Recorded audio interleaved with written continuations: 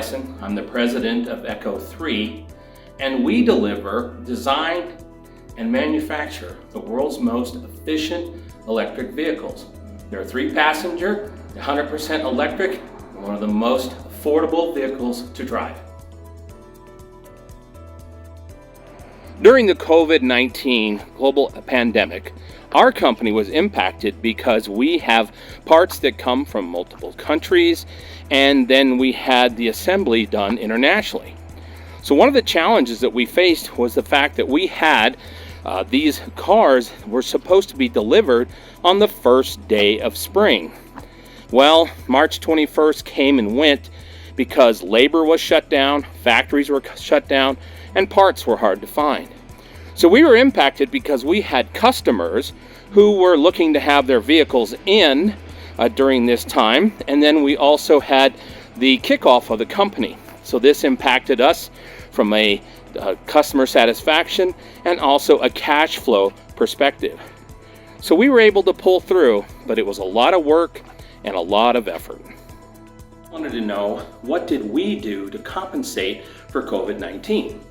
Well, because we were deemed an essential organization based on our classification as an auto, our engineer teams continue to work through the processes to work on new updates and features for our vehicles.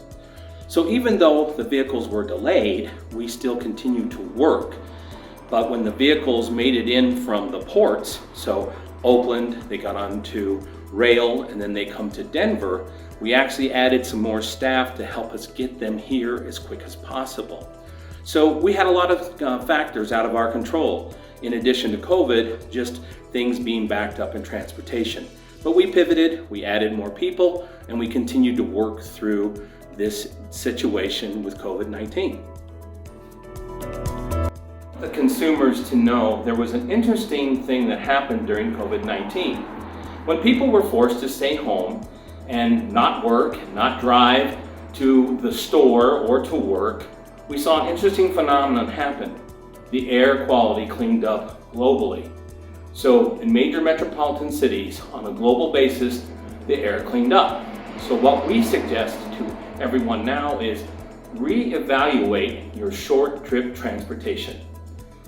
78.5% of your trips that you take are within 3 miles of your house. So think about it. What if you could drive a vehicle that costs you almost 10 times less than another vehicle? So it's time to rethink transportation, especially short trip transportation.